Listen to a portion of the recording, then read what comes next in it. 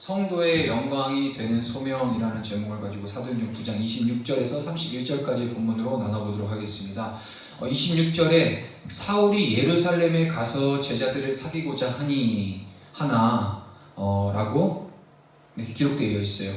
다메섹에서 사울은 예수님을 만나게 되었고 직면하게 되었고 이제 거듭난 상황에서 이제 지난 시간에도 말씀드렸지만 다메섹이라는 지역에서 복음을 증거하다가 이제 불현듯 수없는 핍박, 다메섹에 있는 유대인들의 핍박으로 인하여서 성벽을 타고 내려와요. 형제들의 도움을 통해서 성벽으로 밤에 타고, 왜냐하면 그 다메섹 성의 왕이 이제 대대적으로 이 사울 잡는 것에 동참해서 성문을 걸어 잠그고 그 안에서 이제 수색 작업을 시작했죠. 그것을 알고 사울이 아닌 사울의 제자들이죠. 형제들이 사울을 피신하고 도피시키기 위해서 성벽을 달아서 성벽에 이제 바구니에 태워서 성벽 밖으로 피신시키는 장면을 우리가 봤습니다. 그래서 오늘 사울은 예루살렘에 가요. 어떤 누구를 만나러? 바로 함께한 제자들을 만나러, 사도들을 만나기 위해서 가죠. 그 이 제자들을 사귀고자 했대요. 그리스도 안에서 함께 지음을 받는 믿음의 형제들은요, 그 그리스도의 교회를 이루는 유기적인 공동체가 되는 거죠. 성령으로 거듭난 자는요, 거룩한 것과 부정한 것을 우리 분별할 수 있게 되는 겁니다. 성령의 은혜로 말미암아. 근데 거룩하게 구별된 그 성도들은요, 한 성령 안에서 이미 하나로 연합된 존재들이라는 거예요. 이는 에베소 2장 19절 20절에서 분명히 이렇게 말씀하고 계세요. 우리 함께 읽어보도록 하겠습니다. 그러므로 이제부터 너희는 외인도 아니요 나그네도 아니요 오직 성도들과 동일한 시민이요 하나님의 권속이라. 너희는 사도들과 선지자들의 터 위에 세우심을 입은 자라. 그리스도 예수께서 친히 모퉁이 돌이 되셨느니라. 그의 안에서 건물마다 서로 연결하여 주 안에서 성전이 되어가고 너희도 성령 안에서 하나님이 거하실 처소가 되기 위하여 그리스도 예수 안에서 함께 지어져 가느니라. 아멘. 성도는요 혼자서 살아갈 수 없어요. 물론 각자에게 부여해 주신 고유의 그런 사명이 있어요. 그리스도 예수 안에서 붙잡힌 바 된 그 소명의식을 가진 그 교회된 한 사람 한 사람들의 영역들이 그것이 분리되고 산발적으로 나가는 것이 아니라 예수 그리스도를 머리로 두는 하나의 몸된 교회로서의 그 유기적 공동체를 이루고 있다는 거예요. 그러니까 자동적으로 사울은요, 이전에는 핍박자로서 섰지만 이제는 예수 안에서 거듭난 사울은요, 당연히 자기가 어디에 있어야 될 걸 알고 있었다는 얘기예요. 그것이 어디죠? 바로 복음의 근원지가 됐죠. 그리스도 예수께서 그렇게 공생의 사역을 하셨던 그 예루살렘을 이제는 완전히 신분이 바뀐 채 박해자가 아니라 이제 그들과의 동역자의 입장에서 예루살렘을 찾아가죠. 왜? 바로 그 안에 자신이 박혀 있었던 그 그리스도의 그 제자들, 사도들과 이제는 동역의 차원, 교회로서 이제 역할을 함께 지어져 가기 위해서 찾아가는 모습을 봅니다. 이것은 지극히 당연한 성령 안에서 하나 된 자에게 이미 연합된 자로서 행해야 될 당연한 모습이라는 거죠. 우리가 자꾸 교회를 흩어지려고 합니다. 교회 안에서, 그리고 자신들에게 속해 있는 공동체 안에서 여러 가지 상황들, 사람과 사람의 관계 때문일 수도 있고 자신의 개인적 형편이 처지기 때문에도 그렇고 자꾸 이 공동체를 떠나려고 해요. 하지만 이 떠나는 모습이 물론 시기가 되고 때가 되면 하나님의 부르심화 되어서 각자의 역할들을 사명 감당해서 떠날 수는 있지만 먼저는 하나님이 묶어주신 그 공동체, 그리스도 예수 안에서 교회된 그 모습들을 지켜나가는 것이 온전히 성령 받은 자의 합당한 모습이라는 겁니다. 이를 에베소 4장 3절에서 4절에는 이렇게 이야기하고 있죠. 읽겠습니다. 시작. 평안에 매는 줄로 성령이 하나 되게 하신 것을 힘써 지키라. 몸이 하나요 성령도 한 분이시니 이와 같이 너희가 부르심의 한 소망 안에서 부르심을 받았느니라. 아멘. 뭐라 그러죠? 3절에 평안에 매는 줄로 성령이 하나 되게 하신 것이라고 얘기합니다. 저와 여러분들 성령 받은 자들이죠. 성령의 은혜로 살아가는 자라고 성령의 인도하심을 따라 사는 자들입니다. 그렇다면 우리 이미 하나가 된 거예요. 한 성령 안에서 우리 이미 하나가 된 존재들이에요. 하지만 여기서부터 문제죠. 우리 주님 뭐라고 하시죠? 하나 된 걸 지켜라 그래요. 힘써서 지키라 그래요. 이만큼 하나 된 거지만 이 하나됨을 지키는 것이 쉽지 않다는 거예요. 어떤 인간적인 방법을 가지고 어떤 우리 경험과 또 어떤 인간적인 그런 어떤 관계로 하나를 만들어낼 수 있는 존재들이 아니라는 거예요. 성령 받으면요, 이미 우리는 그 한 성령 안에서 같은 말씀과 같은 진리로 말미암아 묶여있는 존재라는 거죠. 우리는 하나 되는 것을 힘쓰다기보다는 조금 더 나아가서 하나 되기 위해서 힘쓰기 이전에 먼저 어떤 것이 본질이냐, 하나 된 것을 지키는 게 우리 본질이라는 거예요. 참 어려워요. 이거 지켜내는 게. 결국 분열되고 나눠지고 찢어지는 이유는 뭐죠? 바로 이 모든 상황과 모든 논리와 모든 그런 가치관들이 자기중심적으로만 생각하고 보기 때문에 이게 어려워지는 거예요. 그것이 아니라 이미 그리스도 예수 안에서 진리 안에서 얼마든지 하나가 되었기 때문에 이것을 지켜나가는 건 결국 그리스도께서 짊어지고 가신 그 십자가, 자기 자신을 부인하는 거죠. 나를 부인하는 거예요. 나를 부인하고 이러한 모습들이 건강한 교회로서 우리가 걸어가야 될 사명이라는 거죠. 몸이 하나여 성령도 한 분이시기 때문에 이와 같이 너희가 부르심의 한 소망 안에서 우리는 부르심을 받은 자인 줄 믿습니다. 참 사울은요, 은혜를 받고 예루살렘을 가서 예루살렘에 남아있는 제자들을 만나는 데까지 성공했는데, 문제는 저희가 생각했을 땐 사울이 참 좋은 마음을 가졌잖아요.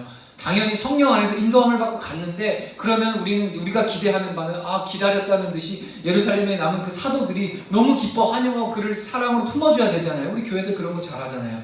처음 온 성도 오면은 막 축복송도 해주고 막 손들고 막 부담스러운 이런 것도 해주잖아요. 그런 것처럼 받아줘야 되고 해줘야 되는데, 그게 아니라 어떻게 하죠? 두려워하고 믿지도 않았대요. 그 제자였다는 것을. 자, 신앙의 연수로만 본다면요, 아직 사울은요 신찬병이에요. 근데요, 이러한 사울은 호된 신고식을 치르고 있는 거예요. 지금 보면 신찬병으로서 원수들의 소나기에서는 겨우 빠져나올 수 있었죠, 다메섹에서. 근데 동역해야 할 그리스도의 제자들에게조차도 받아들여지지 않고 있는 것이 참 현실인 거예요. 마치 동네 북처럼 이리 채이고 저리 채이면서 그 어디도 그가 쉴 곳은 없어 보여요. 하지만 사울은요, 자신을 향한 제자들의 반응 앞에 낙심하거나 절망하지 않아요. 예루살렘에 남아있던 제자들에게 있어서 사울이라는 자는요, 사귐은 고사하고 기피해야 할 대상 1호였던 것이 맞아요. 자, 이 사울이 어떤 행동을 했었죠? 우리 다시 한번 점검해 보도록 하겠습니다. 사도행 10장 60절 시작. 사울은 그가 죽임당함을 마땅히 여기더라. 그가 누구죠? 스데반이었죠. 그리고 8장 3절 이렇게 사울에 대해서 얘기를 하죠. 사울이 교회를 잔멸할새 각 집에 들어가 남녀를 끌어다가 옥에 넘기니라. 이처럼 사울의 이전의 모습을 예루살렘에 남아있는 사도들은 분명히 기억하고 있었어요. 그러니 그러한 사울이 앞에서 대면해서 갑자기 나랑 사귀자, 나는 제자가 됐어 라고 나타났는데 어느 누가 그거 달갑게 봐줄 사람이 어딨냐는 거예요. 왜냐하면 그랬다 칩시다, 그래 내가 믿어줄게 하지만 혼자선 괜찮겠지만 분명히 예루살렘 그 교회 안에 남아있는 그 공동체를 지키기 위해서는 섣불리 이 사울이라는 그 기피 대상 1호 가장 위험 인물을 쉽게 받아들일 수 있는 상황은 아니었다라는 거예요. 사울 또한 이 점을 분명히 알고 있었어요. 그래서 낙심하지 않았을 거예요. 거듭난 사울이 소망했었던 것은요, 그리스도의 제자 중 하나로 자신도 역임을 받는 것이었어요. 가장 존귀한 게 바로 예수의 제자가 되는 거죠. 하지만 사울의 그 소소한 소망마저 쉽게 이루어지진 않았어요. 이는 그리스도의 제자들 중 가장 낮은 자리에 앉는 것이 그리스도를 대적하는 세상의 그 어떤 높은 직책에 앉는 것보다 더 소중하다는 것임을 깨닫게 하시기 위한 훈련이었기 때문입니다. 사실 예수를 박해하기 전까지 사울은 어떤 자였죠? 참 촉망받던 자였어요. 자신의 그 유대인 공동체 안에서 정말 엘리트였고요, 그 대제사장들에게 신임을 받는 그런 청년이었다는 거예요. 기세가 당당했죠. 우월했죠. 심지어는 그리스도인들을 공식적으로 죽이고 다닐 수 있는 그런 문서까지 허락받을 정도로 대대적인 대장이었죠. 전에는 광분하여 사납게 날뛰었던 사울, 지금은 박해의 폭풍을 담대한 마음으로 받아들일 줄 아는 자가 되어 있었던 거예요. 그러니까 주님의 때를 기다렸던 사울이었어요. 자신이 혼자 은혜 받았다고 해서 세상이 다 자신을 품어줄 거고 자기가 다 세상을 다 끌어안을 수 있을 거라는 착각이 있다는 거예요. 하지만 그런 것은 하나님의 은혜를 경험했다면 오늘 사울을 향한 제자들의 반응을 수용할 줄 알아야 되는 거예요. 나를 여전히 핍박할 수밖에 없구나. 나를 온전히 받아주는 것이 어쩌면 내가 이전에 나의 모습이 그만큼 나에게 세상 가운데 참 하나님 보시기에 온전하지 못했구나. 예수님을 핍박하고 다녔던 그 모습이, 나의 모습이 참 너무나도 철저하게 더 회개하고 끊임없이 자신의 마음을 이전의 모습을 돌이켜보면서 그들을 향하여서 기다려줄 수 있어야 되는 거고, 그러한 그리스도인이 갖고 있어야 될 기본적인 매너와 태도를 얘기하고 있는 거죠. 자, 예수님 때문에 고난도 당하고 예수님 한 분 때문에 철저히 낮아지고 내가 왕년에 어떤 사람이었는데 야 내가 왕년에 엘리트였고 배울 만큼 배운 사람이고 어느 누구 너희들 그래 끼껏해봐야 어부 아니냐 갈릴리에서 배나 물던 어부가 그래도 그리스도 예수 안에서 제자 돼서 이렇게 하는 것보다 나처럼 엘리트가 제자 돼서 거듭나서 너희들보다 훨씬 더 복음 잘 전하지 않겠냐. 근데 왜 나를 받아주지 않냐라고 하면서 얼마든지 항쟁하고 그 앞에서 변론할 수 있었지만 그러지 않았다라는 거예요. 왜냐? 우리 주님은 사울의 그 높아지고 교만했었던 이전의 모습들 철저하게 깎으시고 그리스도의 형상을 닮아가게 하시기 위한 낮아짐을 통하여 사울은 교회에 제일 가는 스승이 될 수 있도록 하나님께서 만들어 가시는 과정이었다는 겁니다. 베드로전서 5장 5절에서 6절 함께 읽도록 하겠습니다. 시작. 젊은 자들아 이와 같이 장로들에게 순종하고 다 서로 겸손으로 허리를 동이라. 하나님은 교만한 자를 대적하시되 겸손한 자들에게 은혜를 주시느니라. 그러므로 하나님의 능하신 손 아래에서 겸손하라. 때가 되면 너희를 높이시리라. 아멘. 저와 여러분들 우리들 모두에게 주님 주시는 말씀이 좀 있습니다. 이어서 27절에 이렇게 이야기합니다. 바나바가 데리고 사도들에게 가서 자, 바나바가 데리고 사도들에게 갑니다. 이 사울을 바나바라는 인물이 데리고 가요. 자, 이 제3자 바나바 전폭적인 신뢰를 받았죠. 그것은 그때까지 이들이 영위했던 삶의 결과인 거예요. 사울은 그 전의 삶에 영위했었던 결과로서 그런 배척의 열매가 있었던 거고요. 반대로 사도행전 4장에서 바나바에 대해서 이렇게 증언하고 있죠. 사도행전 4장 36, 37절 읽도록 하겠습니다. 구브로에서 난 레위족 사람이 있으니 이름은 요셉이라. 사도들이 일컬어 바나바라 하니 그가 밭이 있음에 팔아 그 값을 가지고 사도들의 발 앞에 두니라. 보면 번역한 위로의 아들, 바나바라는 이름이 위로의 아들이라는 거죠. 실제로 이름은 요셉이에요. 근데요, 그가 어떻게 불렸냐? 바나바라고 불렀어요. 이는 위로의 아들이라고 불렀어요. 그만큼 이 바나바라는 사람의 행실과 삶을 볼 수 있죠. 위로했다는 거예요. 이 예루살렘 교회 공동체 안에서 이 사도들과 이 성도들을 향해서 늘 자기식권을 다 내어줄 만큼 그리스도의 온전한 사랑을 나타내었고 위로해주고 정말 그만큼 칭찬받았던 사람이라는 거죠. 그래서 이 바나바 이 한 사람의 이 증언이 사울을 향한 여러분 들어보세요.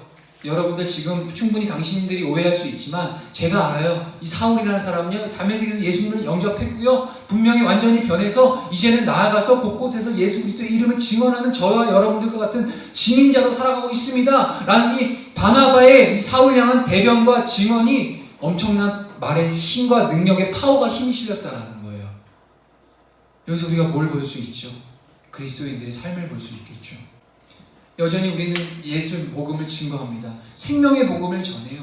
우리의 말 한마디, 우리의 삶의 어떤 태도 하나하나가 다 그리스도의 복음이 증거되고 있고요. 삶이 드러나고 있다는 거예요. 세상은요, 저와 여러분들의 삶을 통하여서 저와 여러분들의 어떤 존재를 보는 것이 아니라 저와 여러분들의 삶을 통해서 결국 무엇을 볼 수 있냐? 바로 그리스도가 누군지를 볼 수 있다는 거예요. 그래서 교회들이 이렇게 막대한 중대한 책임을 지고 있어요. 하지만 이것은 이 책임을 지지 않고 그냥 보여지는 것, 가시적인 것, 자신들만 그냥 옹호하는 그런 자신들의 공동체만 그냥 먹고 마시는 것에 아니하고 안락한 삶을 누리다 보니까 세상에 이제는 그리스도를 도저히 너희들의 모습을 통해서는 그리스도를 발견할 수가 없다. 어느 누가 이렇게 얘기해요. 세상이 보는 성경은 바로 성도라는 거예요. 세상은 66권 성경을 보는 것을 거절하지만 그들이 성경을 보는데 그 성경은 곧 성도들의 삶이 바로 그들에게 성경이 된다는 얘기예요. 이해가 되시나요? 전 거기에서 100% 동감합니다. 누가는 28절 사울이 제자들과 함께 있어 예루살렘에 출입합니다. 누가는 사울이 제자들과 함께 출입하였다고 말하고 있어요. 히브리어에서 이것은 일상적인 친밀한 교제를 뜻하는 관용적인 표현이에요. 한마디로 말해서 출입하다라는 그들과의 친밀한 교제를 얘기해주고 있다는 겁니다.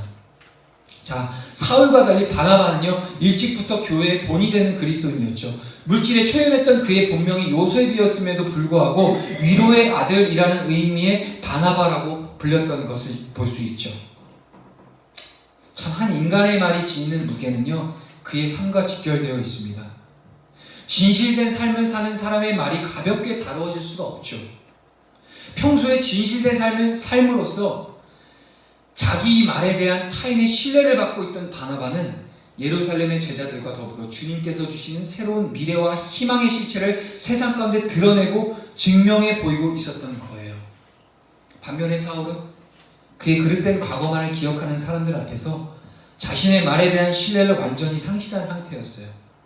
바나바의 옹호와 보증으로 자신의 말에 대한 신뢰성을 겨우 회복한 이 사울은요, 그제야 예루살렘의 제자들과의 관계 속에서 비로소 새로운 미래를 엮어갈 수 있었던 것입니다.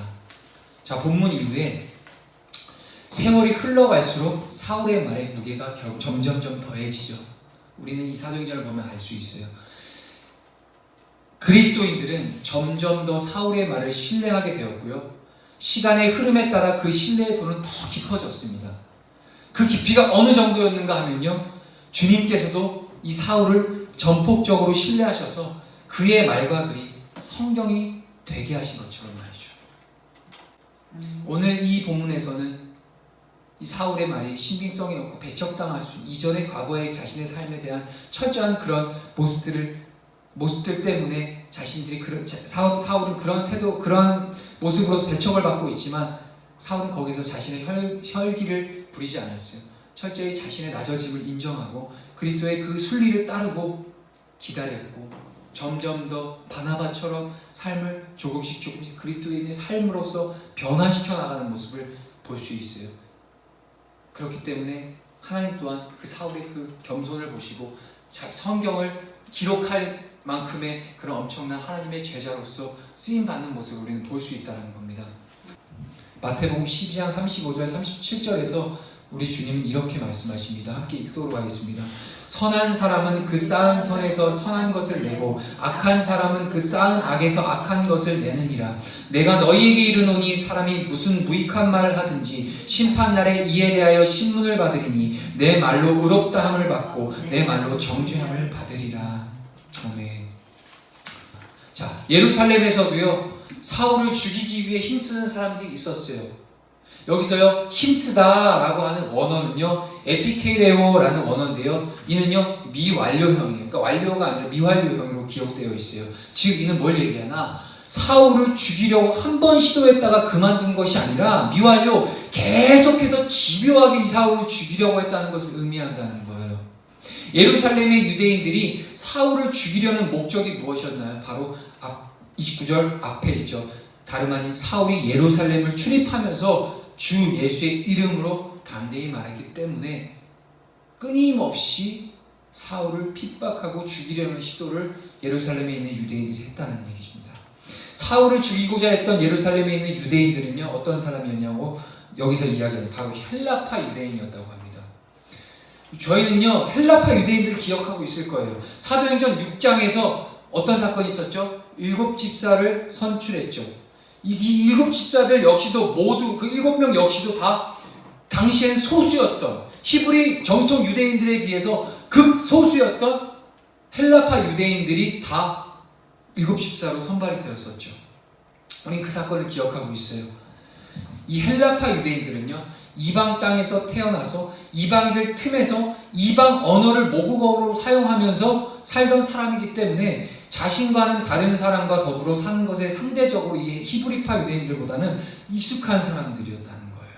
자, 여러분들, 예수님께서 명령을 주셨죠. 이제 부활하시고 승천하심과 함께 이제는 그리스도의 복음이 이방인까지, 모든 민족까지 이제는 넓어졌죠. 광대하게 이제 그리스도의 전 우주적인 그리스도의 복음이 이제 영역이 넓어졌죠. 그러기 위해서 우리 주님은 이제는요, 유대인 정통 히브리 그리스도인들이 아니라 이제는 이 헬라파 유대인들, 나아가 이방인들의 삶을, 그들의 언어와 문화를 알고 그들의 인식이 어떤지, 그들의 삶이 어떤지를 충분히 공감할 수 있었던 그 헬라파 7집사, 그 중에서도 스데반을 사용하셨고요, 빌립을 사용하셨고요, 오늘 어떤 누구를 사용하죠? 바로 이방인의 복음, 사울을 사용하시는 모습 보고 있어요. 그런데 반대로 오늘 예루살렘에서 이 사울을 핍박하게 전면에 앞섰던 사람들이 또 누구였죠? 바로 헬라파 유대인들이었다는 거예요. 무엇을 얘기해 드리고 싶냐? 똑같은 헬라파 유대인이었지만 결국 그들은요, 그리스도 예수의 복음을 믿고 거듭나지 않는 이상 아무리 헬라파고 이방인들의 삶의 문화를 알고 뭘 하더라도 그들은 이해 못한다. 여전히 그 유대인들의 그 고정관념과 틀 속에 갇혀서 그리스도 예수의 복음을 담대히 전하고 있어서 사울을 잡아주는 거에 앞장섰던 게 바로 헬라파 유대인들이라는 거예요. 결국 제가 뭘 얘기 드리고 싶냐? 복음이 아니고서는 그들의 견고한 짐과 그런 인식과 가치관들이 깨질 수 없다는 거예요. 아무리 자신들의 삶이, 자신들이 살아왔던 여정들이 이방인들과 그들의 문화가 섞여 있고 그들의 삶을 함께 공감하고 있었고 그들이 어떤 사람인지 충분히 훨씬 더 잘 아는 헬라파 유대인들조차도 예수의 복음으로 거듭나지 않았던 이상 여전히 유대의 그 철저한 선민의식에 갇혀서 그리고 또한 그리스도 메시아를 인정하지 않는 그런 편협한 시각 속에 갇혀서 살아갈 수밖에 없는 게 바로 인간 존재라는 얘기입니다.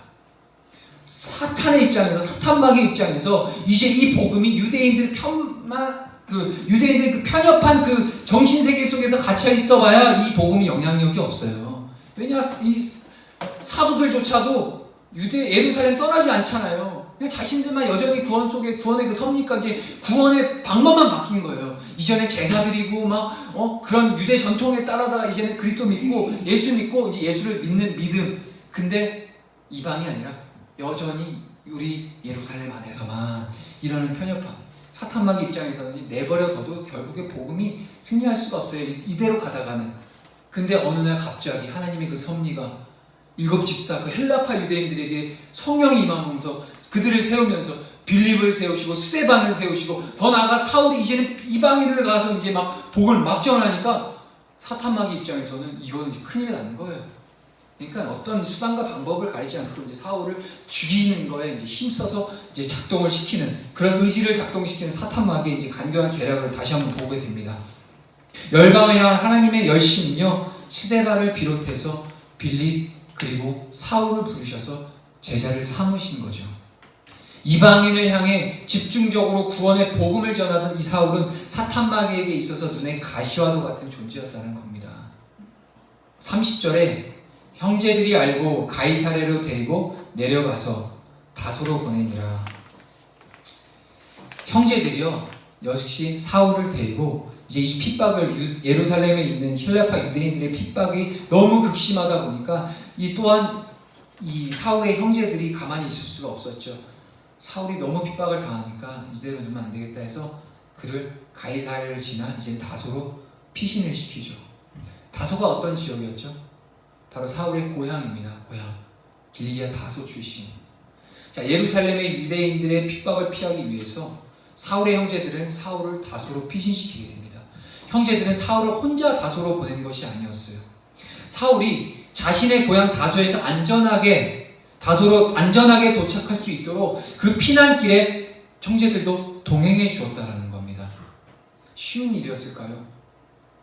지금이야 우리 개념으로 생각하면 쉬울 수도 있어요. KTX 타고 비행기 한번 타고 가면 했지만, 근데요, 그 여정에 같은 그리스도인으로서, 같은 예루살렘에서 그리스도의 제자로서 사울을 지금 피신시키고 있지만 그 피난길에 함께 여정을 떠난다는 것이 그 안에 어떤 어려움과 위협이 도래할지 모르는 상황이에요. 얼마든지 그냥 그 피난비 여비 얼마 챙겨주고 기도해주고 잘 가렴, 거기서 안전하게 쉬다가 좀 세상이 조용해질 때 그때 정보를 붙이든 데리러 갈 테니까 좀 안전하게 피신시키고 있으려, 잘 가, 우리는 여기서 우리의 사명을 가게 하면 땡인데 그게 아니에요. 형제들이요, 사울과 함께 사울이 자신의 고향 다소까지 안전하게 도착할 수 있도록 그 길을 함께 가겠다. 그 가는 그 여정에 여기저기 도사리고 있었던 유대인들, 여전히 예수가 그리스도다, 하나님의 아들이다라는 사실이 그들에게 이단이었고요. 그들에게 있어서는 철저하게 저들은 유대인들을 대적하는 적이었다라는 거예요. 그런 그 여정의 길을 사울이 혼자 가도록 내버려 두지 않았어요. 형제들이 함께 갔다는 거예요. 예루살렘에서부터 다소까지 가는 길 중 만나게 될 그 수많은 대적들의 위협 앞에 함께 해줌으로써 사울이 안전히 다소로 갈 수 있었던 것이었습니다. 26절 본문에서부터 오늘 30절 이 형제들의 함께함까지 사울이 예루살렘의 제자들을 사귀기 위해서 26절에 갔는데 그는 배척을 당했죠. 그가 살아왔던 이전의 삶이 거울처럼 보여지는 순간이었을 겁니다. 우리가 참 은혜 받은 자로서 이대로 주님의 은혜가 아니고서 이전에 저와 여러분들의 삶을 아실 겁니다. 적어도 저는 잘 알아요. 주님의 은혜와 주님의 만나주심과 주님께서 나를 살려주시 아니하셨다면 여전히 오늘도 죄악 가운데 머물러서 죽는 그날, 여전히 영원한 그 지옥 구덩이에 가는 그날만을 기다리고 있었던 저의 옛적의 모습을 저는 분명히 기억하고 있어요. 그 모습을 기억하면 할수록 오늘 이 시간 제가 이곳 가운데 하나님께 함께 예배하고 예배자로 서 있다는 게 얼마나 큰 은혜라는 것을 다시 한번 검증해 볼 수 있고 확인해 볼 수 있다는 거죠. 근데 많은 교회들이 성도라는 정말 엄청난 하나님이 주신 귀한 사명을 주셨음에도 불구하고 이전에 자신의 죄된 모습은 돌이켜보지 못한 채 여전히 그냥 그리스도인이란 표면적인 옷만 입고 이전 것을 그대로 가지고 그 구습을 가지고 교회 내에서도 세상에도 살아가는 모습을 보면서 우리 주님의 그 은혜가, 우리 주님의 그 당신의 목숨까지 내어주신 그 한량없는 사랑과 은혜가 싸구려 복음같이 전락해버린 이 모습과 이 시대가 참 애통하고 가슴이 아프죠. 그것은 어느 한 특정 집단과 교회들 향해서 손가락질 하는 것이 아니라 결국엔 저의 모습인 거고요. 지금의 제 현 주소를 볼 수 있게 만드는 거라는 거죠. 왜냐? 오늘 말씀에 처음에도 얘기했지만 이미 성령 안에서 하나 된 유기적 공동체로서 교회는 그리스도의 머리가 되시고 그리스도가 주님이 되시는 그 교회로서 우리는 절대 분리해서 보면 안 된다는 거예요. 특정 교회가 아파하고 특정 교회가 죄악 가운데 점점 더 무너져 있는 걸 보면서 우리는 나 몰라라 하고 손가락질하고 비난하고 조롱할 것이 아니라 함께 그리스도의 마음을 끌어안고 함께 기도하고 저 문제가 나의 문제구나, 나의 모습이구나 라고 하면서 정말 철저히 자신을 낮추고 그 거울로 나를 보면서 함께 주님 앞에 긍휼과 자비를 구할 수 있어야 된다는 겁니다. 이게 건강한 그리스도인으로서 살아가는 태도와 처사라는 거죠. 뭐라고 그러시죠? 에베소 4장 3절에 이렇게 얘기하죠. 성령이 하나 되게 하신 거 너희는 힘써 지키라고 얘기합니다. 우리는 그것도 분명히 이 말씀을 가슴에 새겨야 된다는 거예요. 정말 거듭난 교회로서의 살아간 자들, 세상의 논리로 낮아짐이 아니라 주님이 낮아지심으로 가셨기 때문에 이제는 예전의 옛적의 나라와 자아들을 다 십자가 그늘 가운데 내려두고 이제는 복음의 증거자로서 철저히 자기 자신을 낮추고 세상의 빛과 소금의 역할을 감당해 낼 수 있는 삶으로 그것들을 증명해내고 증거해 볼 수 있는 것이 바로 교회들의 역할이라는 겁니다. 또 오늘 주신 말씀 가운데 주님께서 주시는 메시지가 뭐죠? 함께함이죠. 형제로서 보라, 형제가 함께하고 연합하고 동거하는 것을 주님께서는 기쁘게 받으시고 아름답게 보신다고 시편 133편에 이야기하고 있죠. 어떤 연합이죠? 주님 보시기에 합당한 연합. 성령이 하나 되게 하신 것을 우리가 지켜나가기 위해서 늘 날마다 하나님 앞에 겸손하게 나아가는 그 연합, 기뻐하는 연합. 그것을 위해서는요, 우리가 오늘도 여전히 마치 사울이 그 다소로 나아가는 그 피난길에 피난의 여정에 함께 동참이었던 그 사울의 그 형제들처럼, 또 그 다메섹에서도 사울은 극기 내가 여기서 죽으면 죽었지, 내가 내 의지로 내 안위를 위해서 이 자리를 피하지 않겠노라, 나는 내가 죽으면 죽었지 그리스도 예수의 복음을 전하고 있느라고 하면서 조금은 좀 앞뒤 분간 못하고 질서 없이 이렇게 했었던 그 사울 향해서 그의 긍휼한 마음과 동역의 마음으로 그 형제들이 그 야밤에 자신들도 어떻게 될지 모르는 상황에서 그 위험을 감수한 채 다메섹 성문이 굳게 잠긴 그 성문 바깥으로 그 야밤에 바구니에 달아 내려줬던, 피난시켰던 그 형제들, 다 이게 말이 쉽죠? 같이 죽겠다라는 거거든요. 동조자고 공모자고요, 동조자였다는 거예요. 이러한 형제들의 그리스도 예수께서 하나 되게 하신, 성령으로 하나 되게 하신 걸 지켜나가기 위해 어떤 삶을 살았는지 이 형제들을 보면서 알 수 있잖아요. 오늘 우리에게 주신 하나님의 메시지가 참 좀 깊이 있게 우리에게 영혼으로 좀 부딪혀 왔으면 좋겠습니다. 우리 모두에게 말이죠. 오늘날 한국교회도 그렇고요, 그런 교회된 한 사람 한 사람 모두에게요.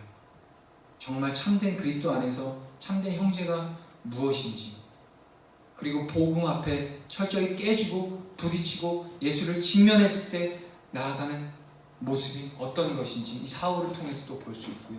또한 오늘 바나바를 통해서도 볼 수 있잖아요. 그의 삶은요 늘 위로의 아들, 자신보다 남을 더 낮게 여겼고요.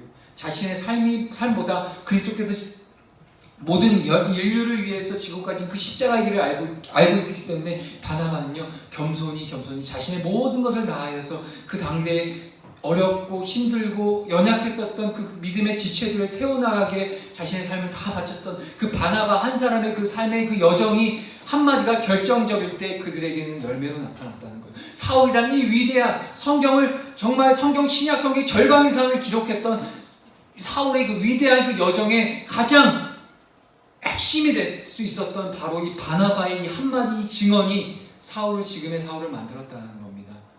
바로 저와 여러분들 우리 모두의 삶이 이 바나바와 같은 삶, 또한 어떠한 배척 앞에서도 자신의 모습을 먼저 돌이켜보고 철저히 더 낮아지길 자처했던 사울의 삶, 더 나아가 믿음의 동료와 형제들의 핍박을 향해서 거들떠보지 않고 배척하는 것이 아니라 함께 그가 안전하게 복음을 전할 수 있도록 옆에서 늘 동역해줬던 이 형제들의 삶을 보면서 오늘 우리에게 하나님께서 주신 메시지를 분명히 깨닫고 알 수 있기를 간절히 소망합니다. 기도하시겠습니다.